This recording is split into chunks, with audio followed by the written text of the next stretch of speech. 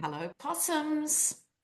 It's Dr. Lena here, your very own sociologist, looking at the craziness. Now, first, I have to issue an apology to you guys. I'm sorry, I was right.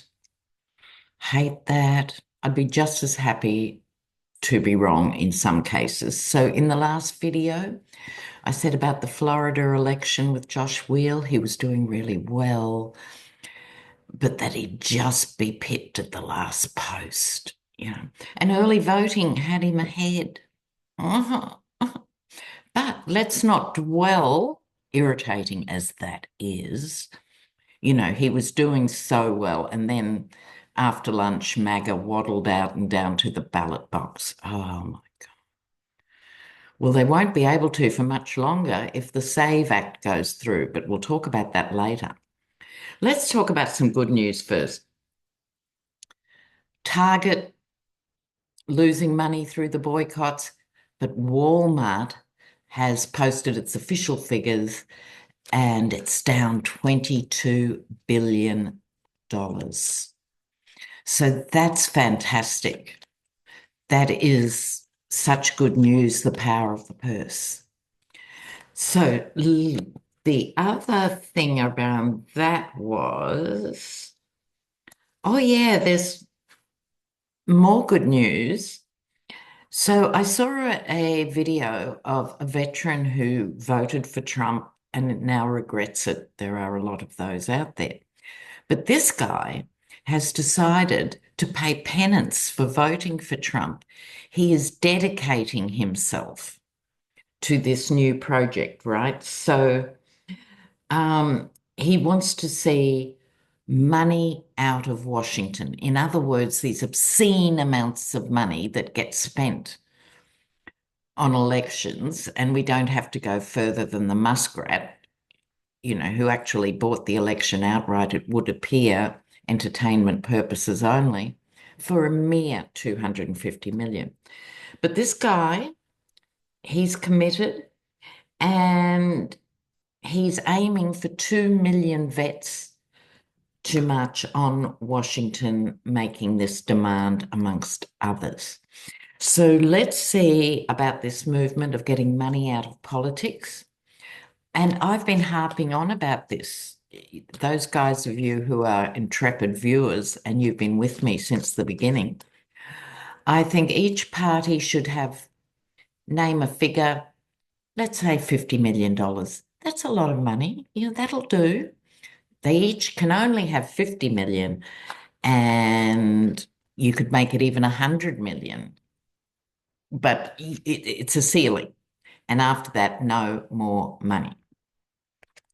So let's see, because this is a problem in other countries as well, but let's have a look here.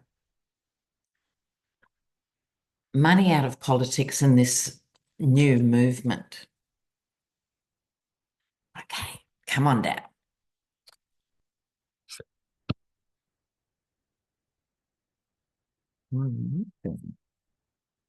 Oh, all right. I think this looks really positive.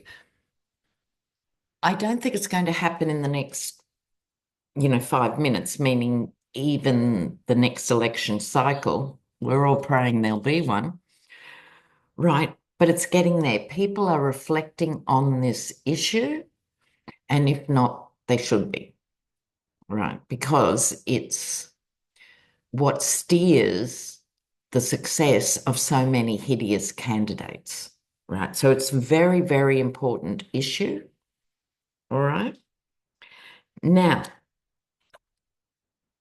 underneath this, the lovely sun card, which will be shining light on this issue. The issue being the corruption of, here we have all the sort of main arms of any working democracy and how they've been compromised by this thing, the filthy lucre eroding the democratic process. So if we break down this card, for those of you who are new to tarot, the Hierophant, we have the White House, courts of law, and organized religion. So I digress before I finish this. Right. My first digression. Looking at organized religion, I think it all goes back to Jimmy and Faye Baker and all that stuff. The televangelists, remember, of the 60s, well, the 70s, I suppose, they got going. So these are the ones who promised you, if you give them money, they've got a hotline to Jesus. And the whole prosperity gospel was born. You might have nothing, but if you give me your last 50 cents, everything's going to change, right? So bread and circuses. And that has got out of control to the extent that the United States is introducing laws like the ban on trans haircuts and stuff that is deep Taliban territory. Okay, back to our reading about this movement led by this particular vet. It's an issue of justice. And justice has two interpretations here. Literal justice, because the courts are being attacked as we speak here. So the judicial arm of the government is under severe attack that's unprecedented. But it's also social justice. It's not going to happen straight away, like I said. Got to move on from the old ways of thinking. So the GOP, the old GOP, did such a good job of convincing people that anything other than rogue capitalism was socialist. And I don't know what that means, but I know it's bad type thinking, right? They did a really good job inculcating generations of Americans. So it's not until people move away from that mindset that things will start to get better. And I'm really quite optimistic compared with, say, a month ago when we were still, traumatized from the result. So what I'm thrilled about is the message that is going out with Bernie and AOC and others. It's the progressive Dems. I still wouldn't even call it a lefty agenda altogether, but it's going in that direction in the sense of explaining to people there are systemic reasons why you are in poverty. Racism is systemic. It's not an occasional thing. It's part of the system. It's baked in. And the same with keeping the poor in their place and having a working poor who will not rise up for labour conditions because they don't even know there are better conditions to be had. And if I don't do it, they'll get someone else who will. And that is the thinking that came in and was reinforced under Reagan and Thatcher, this neoliberal thing. Break the back of the unions, break the back of the workers, and you can do what you like. And it's been magnificently successful. That's why the working class keeps voting against itself, because it's hoping for things to change. But the bosses are never going to sit back and say, maybe we should treat our workers better. Any significant social change comes from the ground up. We know this. So here we go. Now, while I'm putting those cards back, the spectacularly unqualified Hegseth, who really just does his job in between drinks, as we know. He is not just a drinker. He's not just a heavy drinker. He's an ugly drunk. Okay. So apart from his grotesque inadequacies, he's been naughty again. He's invited his wife to two international meetings with heads of other governments and stuff, and his brother. Oh, bro, I'm having this meeting today. Come on down, bro. Like. So what this has led to is, because other countries have noticed even if nothing's happening in the USA, other countries are saying we can't continue to share intelligence when it's going out to Pete Hegseth's wife, who used to be a Fox producer and stuff, right? This has actually offended and freaked out other countries. So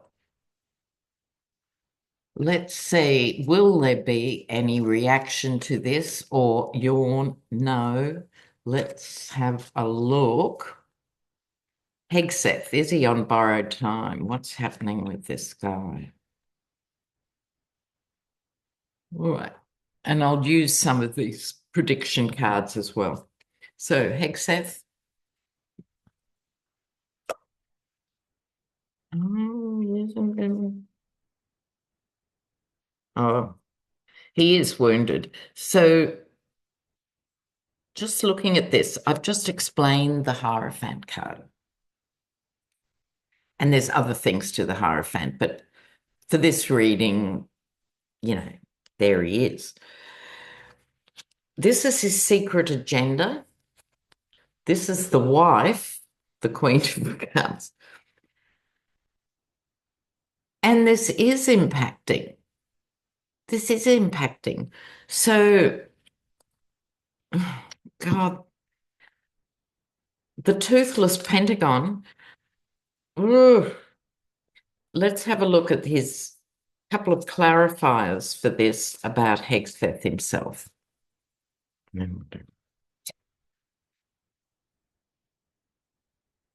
Oh,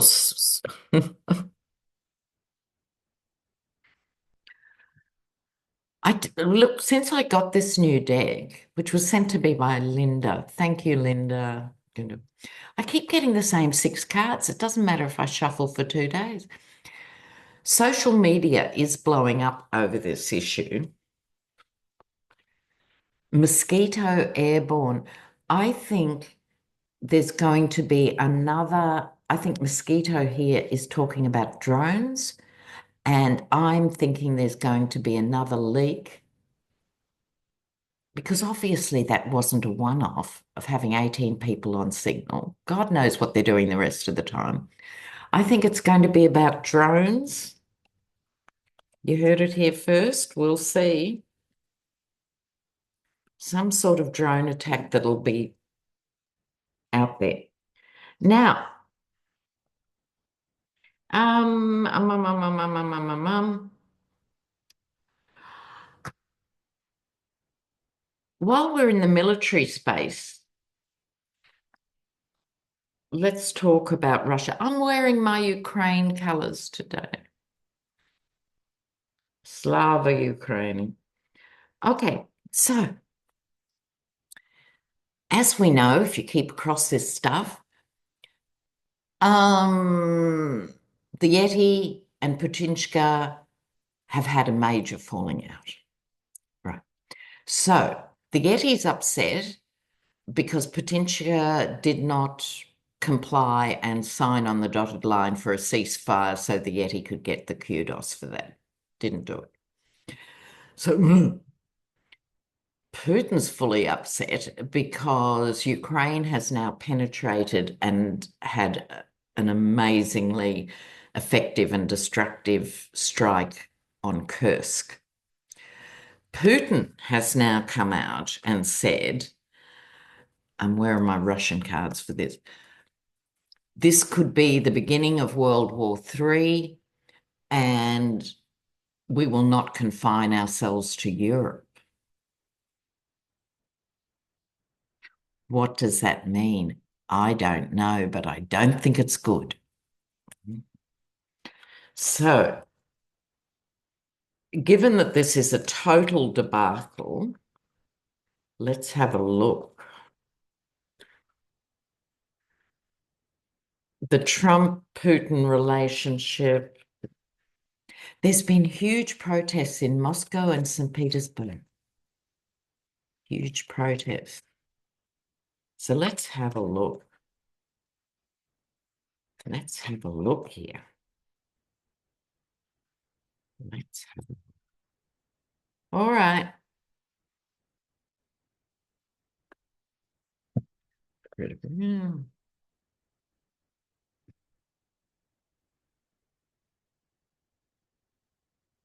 Yeah. A lot of crying women. Hmm. Oops. All right. Now, this Russian deck, which you can't get anymore, I don't think, because the guy who did it has passed away. So I'm very lucky to have a deck. I need to explain. It's called the 12 Chairs Tarot. And the 12 Chairs was a famous play in Russia in the 20s and 30s when you couldn't talk about Stalin. So the intellectuals would write cryptic poems and stories and so forth. And someone wrote the 12 Chairs. And it was all about looking for the jewels hidden in the chairs. And it was all a metaphor for Stalin's Russia. Now, this, see the guys walking past with the chair, hiding him, hiding his identity from the windows so people can't see him, even though he's sort of, on the other hand, casually walking along the street. I think this is Patichka hiding from his people that so much of the jewels of the ex-Soviet Union have already been lost. I think it's Putin hiding from the public. And we know no leader likes mass protests, of course, but dictators particularly not, because they don't know how it's going to end. Okay, so I think that's him. This is, I think, the Yeti. Not that the Yeti necessarily drinks. It could represent the oligarchy who have had a party since the 80s, but it's coming to an end. Or it could be because the Yeti did business with the oligarchs. It could be talking about that whole deal. And now I'm speaking, I'm beginning to think that's what it is, because this is what is the challenge to their relationship, the good times. And remember, Lev Parnes has explained to us in detail that corruption. First weeping woman here in the past, I think it, when I'm looking at these weeping women, I think it's kind of literal. These are the mothers, the grandmothers, the wives, whose men just keep going off to this hopeless war. Right? Now, this is becoming burdensome to the Russian people. This is symbolically someone who has everything they own in a wheelbarrow. This is the second weeping woman. And these women are different classes. This is a working class woman in a log cabin. This is an affluent woman who's obviously middle class and above. So they're all weeping.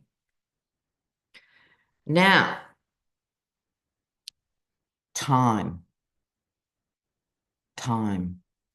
So this is, I think they both feel they're running out of time.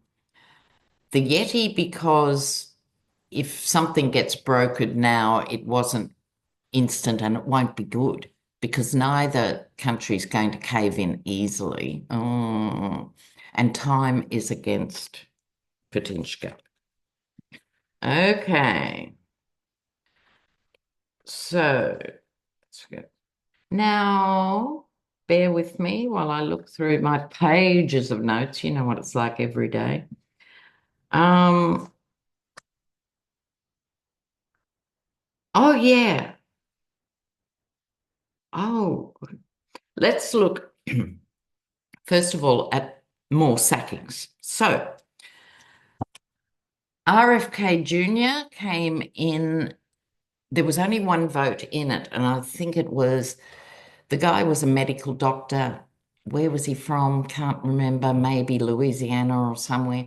And he really drilled RFK at the end that he wouldn't dismantle the national vaccine program and he wouldn't do this and he wouldn't do that. And of course, it's the first thing he did. Not completely, but he's on his way.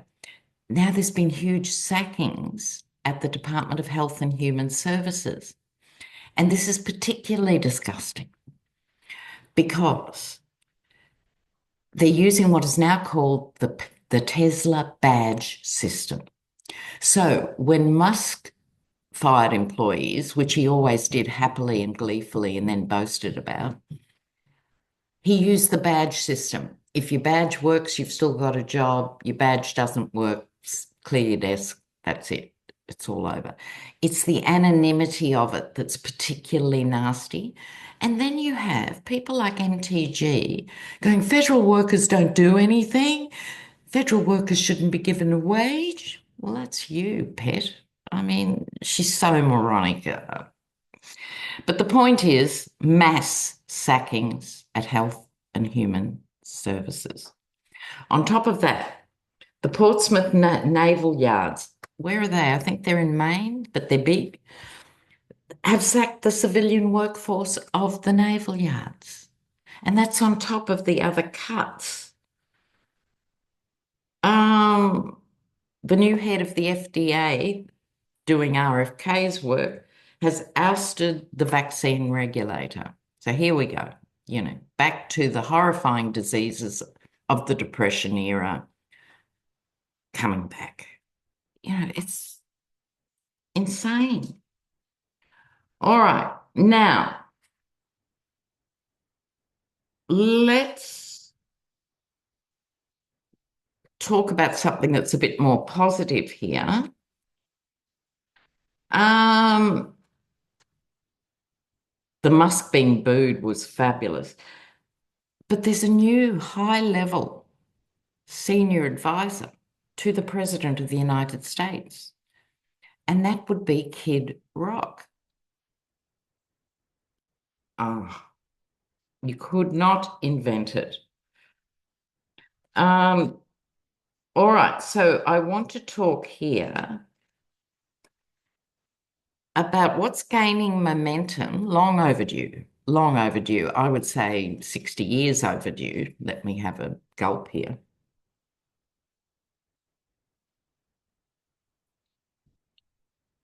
What I think the successful Dems and independent Bernie and stuff are saying, at least the more progressive wing, there's no good talking about tax cuts. That's unless you're Peter Navarro, newly released for contempt of Congress, who's saying tariffs are tax cuts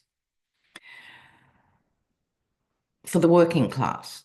Tariffs are tax cuts. You can't actually believe it. Anyway, the point being, what the other more progressive wings of the Dems are saying is everything that Conservatives stand for is about the debt, bringing down the national debt. We've got to be responsible. We've got to make some cuts, big cuts, because of the debt, the debt, the debt. And they're starting to talk about, well, maybe if you taxed Apple and Google, I don't know if they've named them, but if you start taxing the uber rich, that'd wipe out the national debt. I think this is the challenge at this point in time and history, intrepid viewers. I sincerely believe this. It's the same in Australia. So we subsidise the mining industry in Australia. So the debt is public and the profits are private.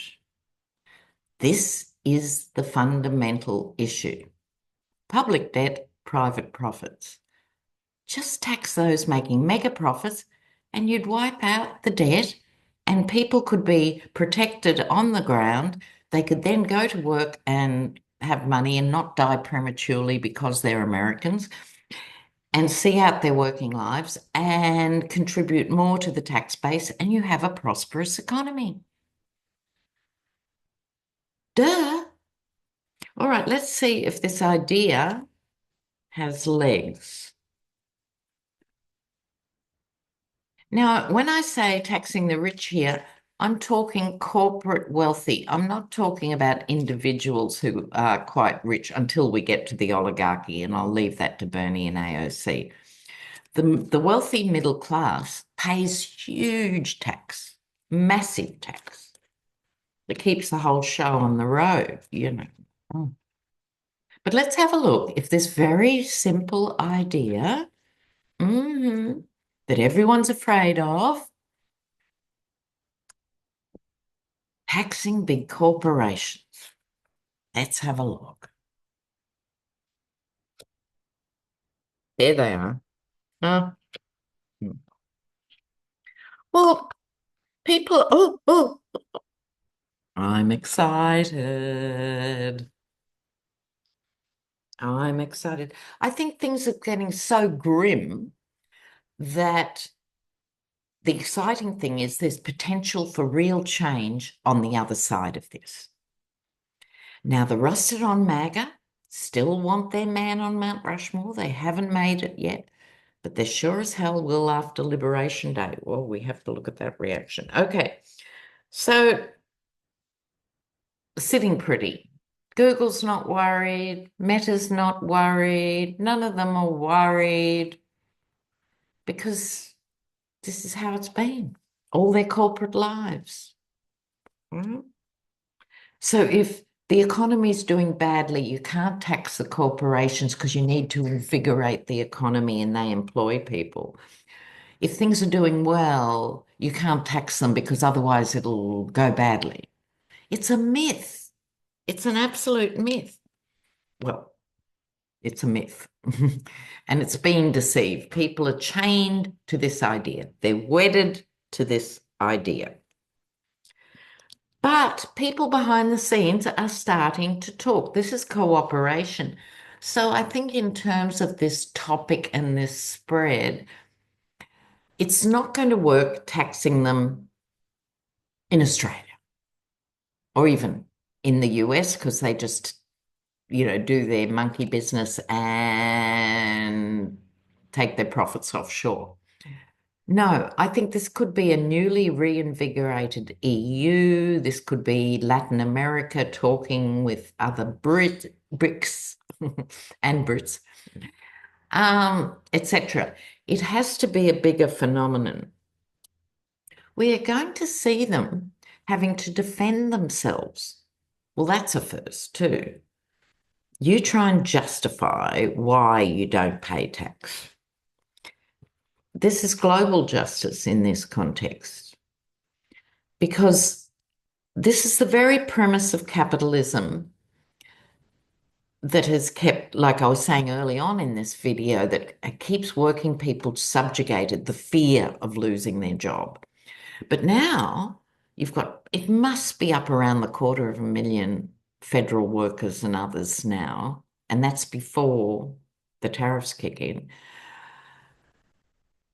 They are not going, as a collective, going to be happy about this or go down without a fight.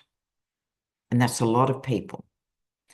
So that's another reason for my ongoing optimism here, because the other screw you moment is, depending on the department, they get told it's your poor performance when they're all producing their last performance review saying they were great, hardworking, innovative people, good team players, etc., etc. So that upsets people. It's bad enough when you say, oh, we've run out of money. We're really sorry. Thank you so much for everything you've done. Here's a glowing reference. No, your badge doesn't work. So I think the crude way they are doing this is going to bring them undone. So I hope you share my optimism on this going forward. But it's going to get ugly between here and there. But I think it's exciting on another level. So let me pull some cards for you, dear possums. Let me put those cards back. What have I forgotten? Joanne Mendoza. She's a retired veteran running in the Arizona 6th Congressional District. She did a really good 5-minute blurb, and I will put the link up to her. The culture wars, just while I'm shuffling. So